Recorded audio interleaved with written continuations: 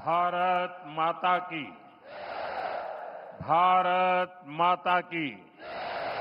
भारत माता की। जय हिंद। जय हिंद। जय हिंद।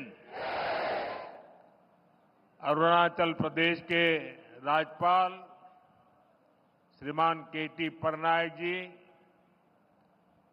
राज्य के लोकप्रिय युवा मुख्यमंत्री पेमा खांडू जी, केंद्रीय मंत्रिमंडल के मेरे सहयोगी किरण रिजिजू, राज्य सरकार के मंत्रीगण, संसद में मेरे साथी नाबब रेबिया जी, तापिरगांव जी, सभी विधायक साथी, अन्य जनप्रतिनिधिगण, अरुणाचल के मेरे प्यारे भाई और बहनों, बॉम्येरुंग, बॉम्येरुंग, दोनी पोलो, सर्वशक्तिमान दोनी पोलो, हम सबको आशीर्वाद दें। साथियों, हेलीपैड से यहां इस मैदान तक आना,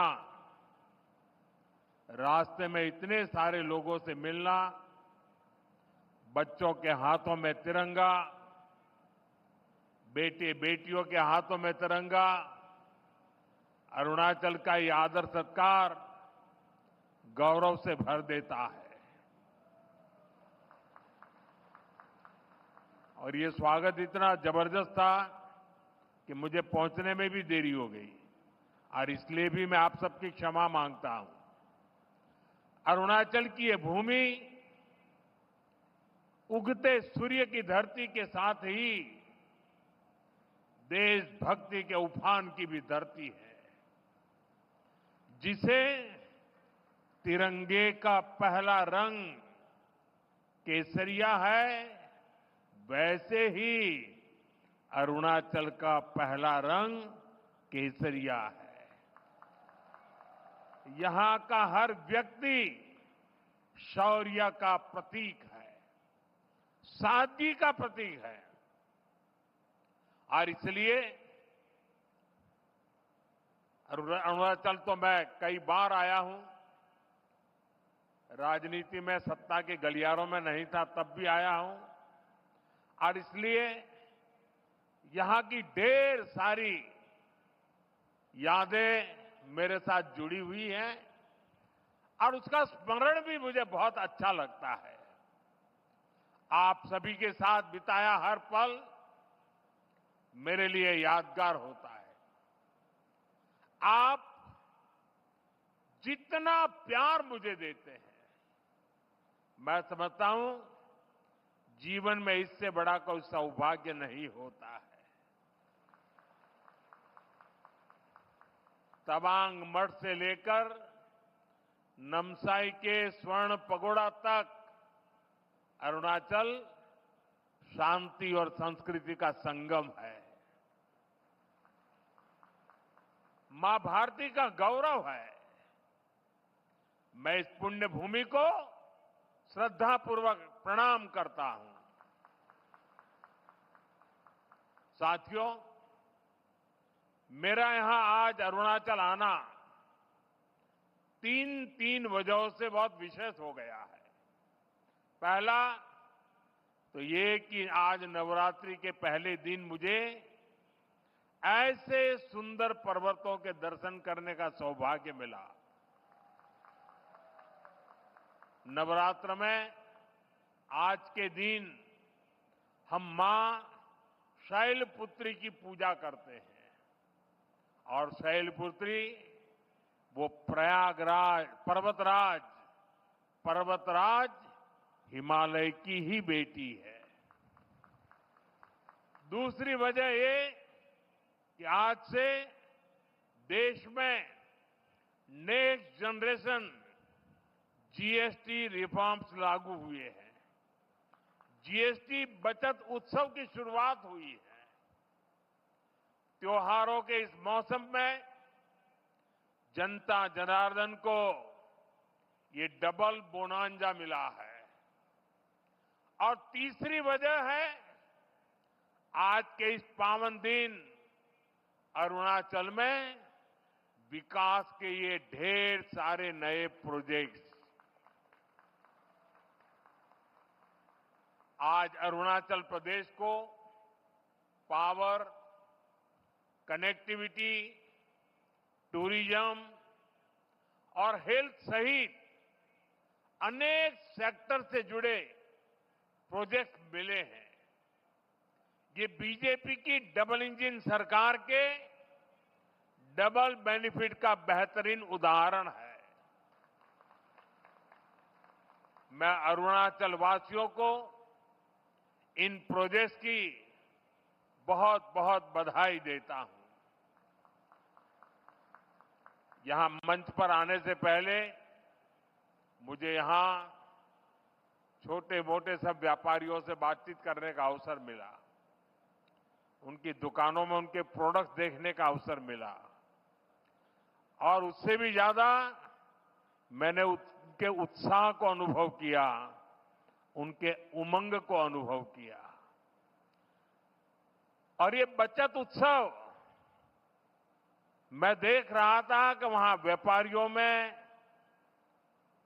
भिन्न भिन्न भांति की चीजों का निर्माण करने वालों में और आज जनता जनार्दन के इतने विशाल रूप में मुझे साफ साफ नजर आ रहा है।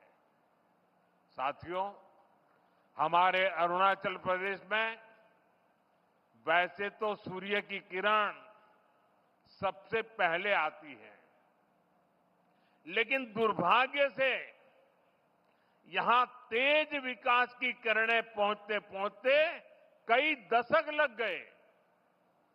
मैं 2014 से पहले भी यहां कई बार आया हूं, आपके बीच रहा हूं। अरुणाचल को प्रकृति ने इतना कुछ दिया है, ये धरती, यहां के परिश्रमी लोग, यहां का सामर्थ्य, यहां इतना कुछ है। लेकिन तब जो लोग दिल्ली में बैठकर देश चलाते थे, उन्होंने अरुणाचल को हमेशा नजरअंदाज किया। कांग्रेस जैसे दल सोचते थे कि अरुणाचल में इतने कम लोग हैं, लोकसभा की 2 ही सीटें हैं, तो क्यों अरुणाचल पर ध्यान दिया जाए। कांग्रेस की सोच का अरुणाचल को, पूरे नॉर्थ ईस्ट को बहुत नुकसान हुआ। हमारा पूरा नॉर्थ ईस्ट विकास में बहुत पीछे छूट गया। साथियों, आपने जब 2014 में मुझे देश की सेवा का अवसर दिया, तो मैंने कांग्रेसी सोच से देश को मुक्ति दिलाने की ठान ली।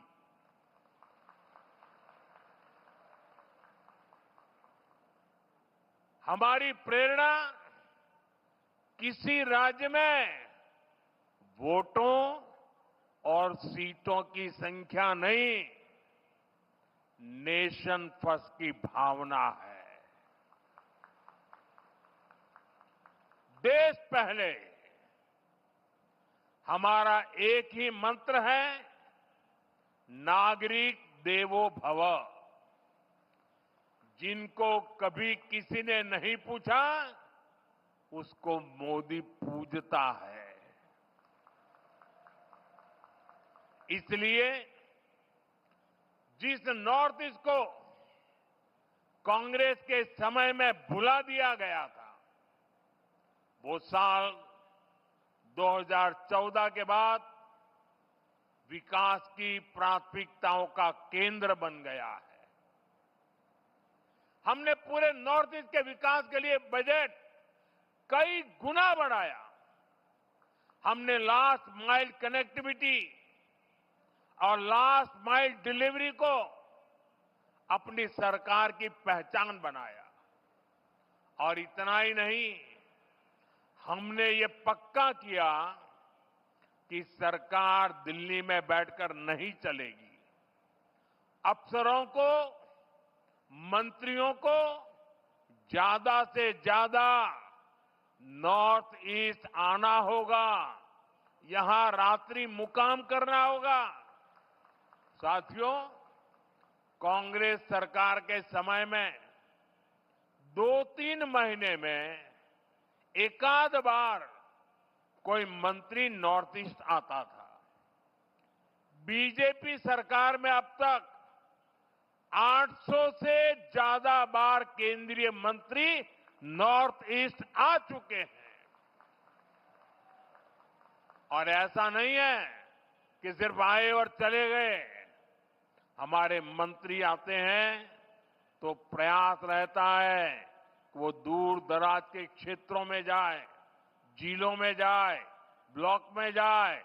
इतना ही नहीं, कम से कम एक रात रुक करके जाए। मैं खुद ही प्रधानमंत्री के तौर पर 70 से ज्यादा बार नॉर्थ ईस्ट आया हूं।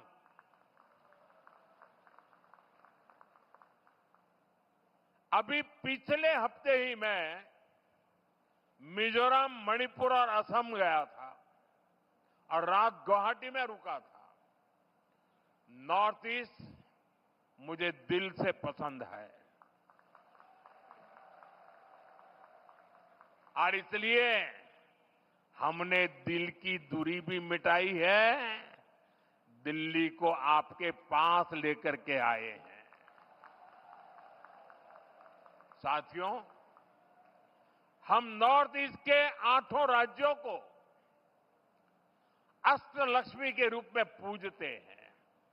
इसलिए इस क्षेत्र को विकास में पीछे नहीं देख सकते। यहां विकास के लिए केंद्र सरकार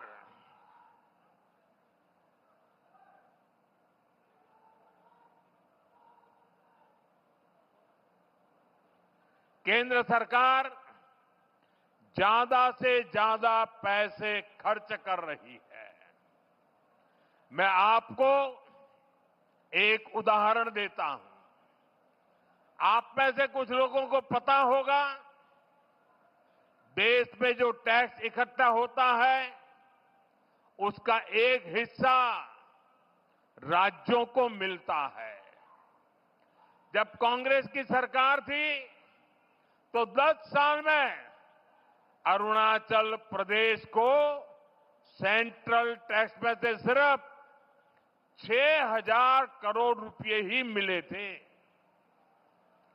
जबकि हमारी बीजेपी सरकार के 10 सालों में अरुणाचल को 1 लाख करोड़ रुपए से अधिक मिल चुके हैं। यानी बीजेपी की सरकार ने अरुणाचल को 16 गुना ज्यादा पैसा दिया है। और ये सिर्फ टैक्स का हिस्सा है। इसके अलावा यहां अलग अलग स्कीम के तहत जो भारत सरकार खर्च कर रही है, जो बड़े बड़े प्रोजेक्ट यहां बन रहे हैं, वो तो अलग ही है। इसलिए आज आप अरुणाचल में इतना व्यापक, इतना तेज विकास होते देख रहे हैं। साथियों, जब नेक नियत से काम होता है, जब प्रयासों में ईमानदारी होती है, तो उसके नतीजे भी दिखते हैं। आज हमारा नॉर्थ ईस्ट देश के विकास की ड्राइविंग फोर्स बन रहा है और बहुत बड़ा फोकस यहां सुशासन पर है, गुड गवर्नेंस पर है। हमारी सरकार के लिए नागरिकों के हितों से बड़ा कुछ भी नहीं। आपका जीवन आसान बने और आसान बने, इसलिए ईज ऑफ लिविंग, आपको आने जाने में मुश्किल ना हो, इसलिए ईज ऑफ ट्रैवल, आपको इलाज में परेशानी ना हो, इसलिए ईज ऑफ मेडिकल ट्रीटमेंट, आपके बच्चों को पढ़ाई में दिक्कत ना हो, इसलिए ईज ऑफ एजुकेशन, आपको व्यापार कारोबार में परेशानी ना हो, इसलिए ईज ऑफ डूइंग बिजनेस। इन सारे लक्ष्यों को लेकर यहां डबल इंजन की बीजेपी सरकार काम कर रही है। जिन इलाकों में पहले कोई सड़कों की सोच भी नहीं सकता था, आज वहां अच्छे हाईवे बन रहे हैं। सेला टनल जैसा इंफ्रास्ट्रक्चर कुछ साल पहले तक ये सोचना भी असंभव था, लेकिन आज सेला टनल अरुणाचल की पहचान बन चुकी है। साथियों, केंद्र सरकार का प्रयास है कि अरुणाचल सहित नॉर्थ ईस्ट के दूर दराज के इलाकों में हेलीपोर्ट बने, इसलिए इन क्षेत्रों को उड़ान स्कीम से जोड़ा गया है।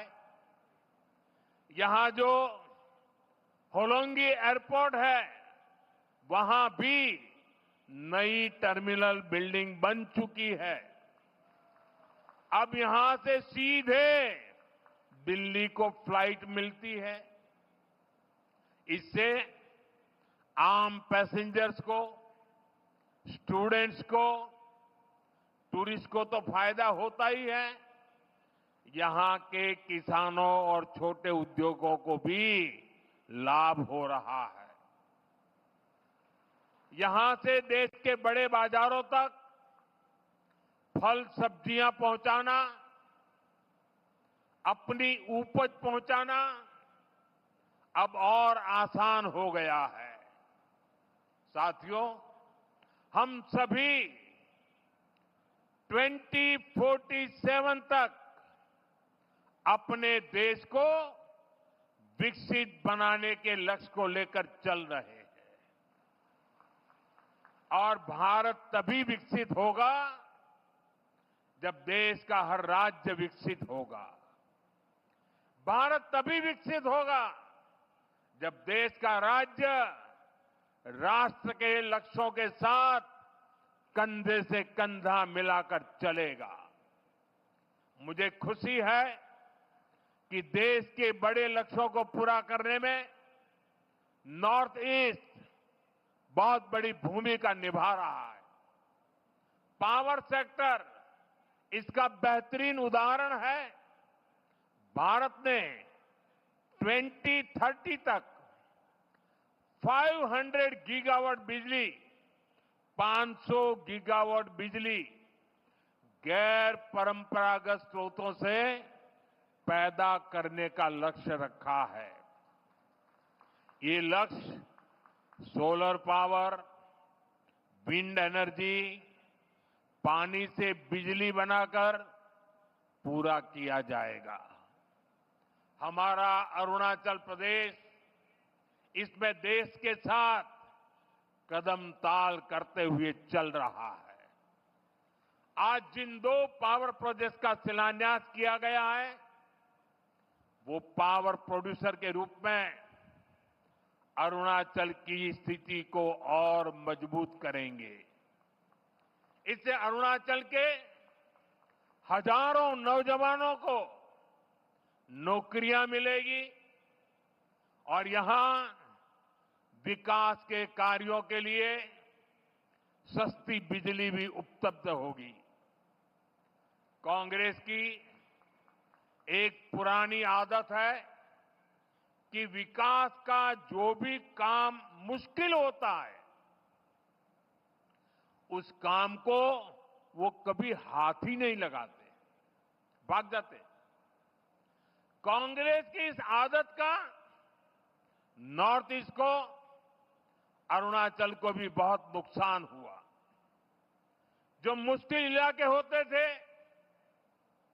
जो पहाड़ों में हो, ये जंगलों के बीच हो, जहां विकास के काम करना चुनौती होता था, उन क्षेत्रों को कांग्रेस पिछड़ा घोषित करके भूल जाती थी। इसमें देश के ट्राइबल इलाके, नॉर्थ ईस्ट के जिले सबसे अधिक थे। जो बॉर्डर से सटे गांव थे, उनको देश के लास्ट विलेज कहकर कांग्रेस अपना पल्ला झाड़ लेती थी। और ऐसा करके कांग्रेस अपनी नाकामियों को छुपा ले जाती थी। यही कारण है कि आदिवासी क्षेत्रों से, बॉर्डर के एरिया से लोगों को निरंतर पलायन होता गया। साथियों, हमारी सरकार ने, बीजेपी ने इस अप्रोच को भी बदल दिया। जिनको कांग्रेस बैकवर्ड डिस्ट्रिक्ट कहती थी, हमने उनको एस्पिरेशनल डिस्ट्रिक्ट बनाया और वहां विकास को प्राथमिकता दी गई। बॉर्डर के जिन गांवों को कांग्रेस लास्ट विलेज कहती थी, उनको हमने देश के फर्स्ट विलेज माना। इसके अच्छे परिणाम आज हम देख रहे हैं। आज बॉर्डर के गांवों में विकास की नई रफ्तार देखी जा रही है। वाइब्रेंट विलेज प्रोग्राम की सफलता ने लोगों का जीवन आसान बनाया है। अरुणाचल प्रदेश के भी 450 से अधिक ऐसे बॉर्डर विलेजेस में तेजी आई है। वहां रोड, बिजली और इंटरनेट जैसी सुविधाएं पहुंची है। पहले बॉर्डर से शहरों की तरफ पलायन होता था, लेकिन अब बॉर्डर के गांव टूरिज्म के नए केंद्र बन रहे हैं। साथियों, अरुणाचल में टूरिज्म के लिए बहुत संभावनाएं हैं। जैसे जैसे कनेक्टिविटी नए नए इलाकों को जोड़ रही है, वैसे वैसे यहां टूरिज्म बढ़ रहा है। मुझे खुशी है कि बीते दशक में यहां टूरिस्ट की संख्या में 2 गुनी वृद्धि हुई है। लेकिन अरुणाचल का सामर्थ्य नेचर और कल्चर से जुड़े टूरिज्म से भी कहीं ज्यादा है। आजकल दुनिया में कॉन्फ्रेंस और कंसर्ट टूरिज्म की भी बहुत बाढ़ आ रही है, बहुत बढ़ रहा है। इसलिए तवांग में बनने जा रहा आधुनिक कन्वेंशन सेंटर अरुणाचल के टूरिज्म में एक नया आयाम जोड़ेगा। अरुणाचल को भारत सरकार के वाइब्रेंट विलेज अभियान से भी बहुत मदद मिलेगी। ये अभियान हमारे बॉर्डर किनारे बसे गांवों के लिए मील का पत्थर साबित हो रहा है। साथियों, आज अरुणाचल में तेजी से विकास इसलिए दिख रहा है क्योंकि दिल्ली और ईटानगर दोनों जगह बीजेपी सरकार है। केंद्र और राज्य दोनों की ऊर्जा विकास में लग रही है। अब जैसे यहां कैंसर इंस्टीट्यूट का काम शुरू हुआ है, यहां मेडिकल कॉलेज बन रहे हैं, आयुष्मान स्कीम से यहां अनेक साथियों को मुफ्त इलाज मिल रहा है। ये केंद्र और राज्य के डबल इंजन से संभव हो पा रहा है। साथियों, डबल इंजन सरकार के प्रयासों से ही अरुणाचल अब कृषि और बागवानी में आगे बढ़ रहा है। यहां के कीवी, संतरे, इलायची, पाइनएप्पल अरुणाचल को नई पहचान दे रहे हैं। पीएम किसान सम्मान निधि का पैसा भी यहां के किसानों के बहुत काम आ रहा है। साथियों, माताओं, बहनों, बेटियों को सशक्त करना हमारी बहुत बड़ी प्राथमिकता है। देश में 3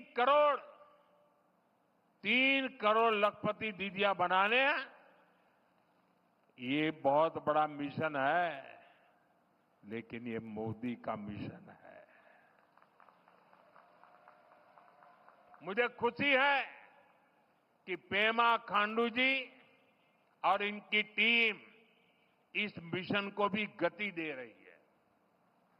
यहां बड़ी संख्या में वर्किंग वुमेन हॉस्टल बनाने का जो काम शुरू हुआ है, उससे भी बेटियों को बहुत सुविधा होगी। साथियों, यहां बहुत बड़ी संख्या में माताएं बहनें आई हैं। मैं आपको जीएसटी बचत उत्सव की फिर से एक बार बधाई दूंगा। नेक्स्ट जनरेशन जीएसटी रिफॉर्म का भी बहुत बड़ा फायदा उन्हें ही मिलने वाला है। आपको अब हर महीने घर के बजट में बहुत राहत मिलने वाली है। किचन का सामान हो, बच्चों की पढ़ाई की चीजें हो, जूते कपड़े हो, अब ये और सस्ते हो गए हैं। साथियों, आप साल 2014 के पहले के दिन याद करिए, कितनी सारी परेशानियां थी।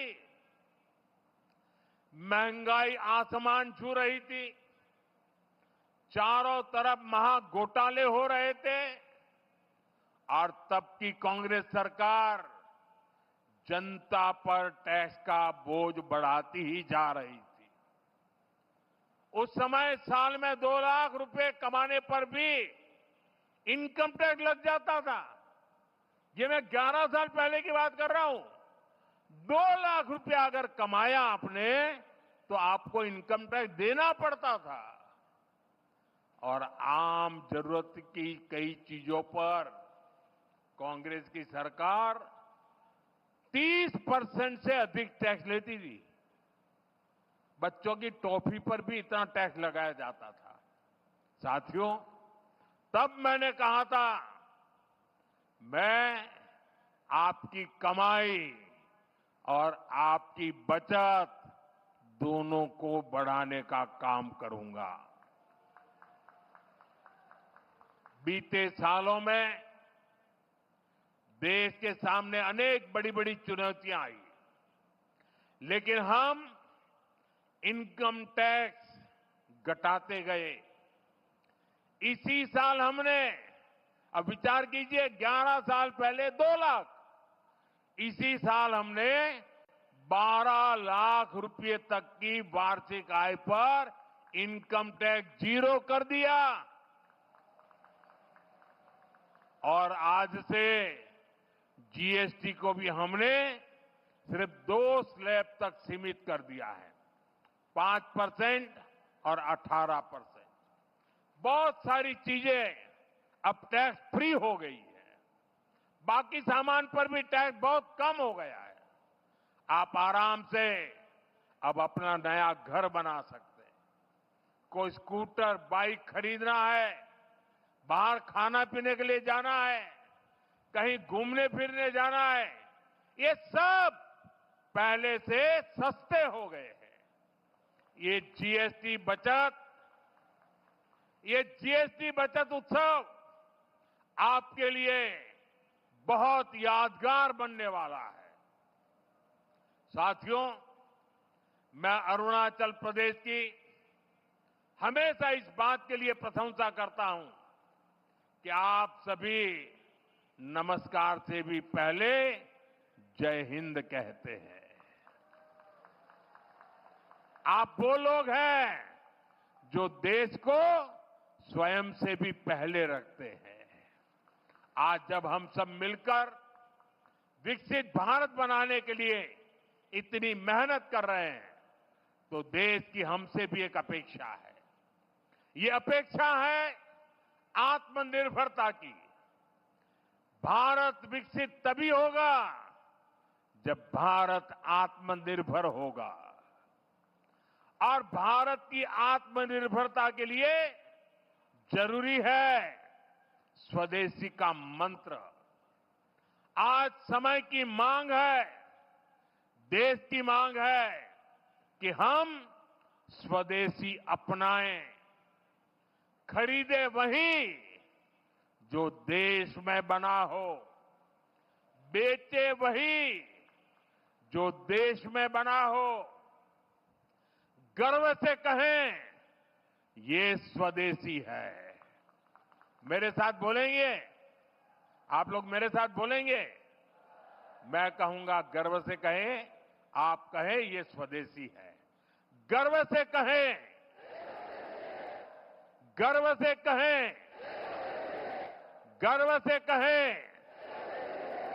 इसी मंत्र पर चलते हुए देश का विकास होगा, अरुणाचल का, नॉर्थ ईस्ट का विकास तेज होगा।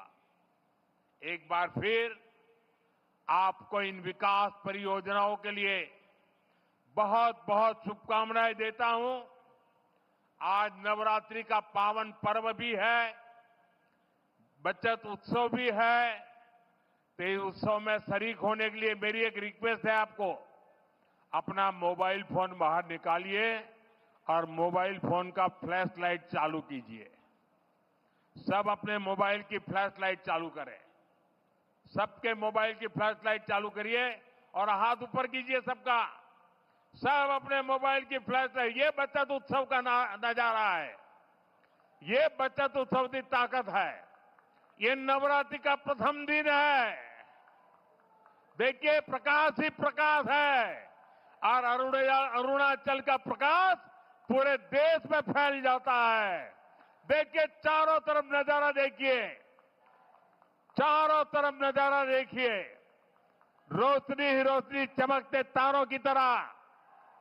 मेरी आप सबको बहुत बहुत शुभकामनाएं, बहुत बहुत धन्यवाद।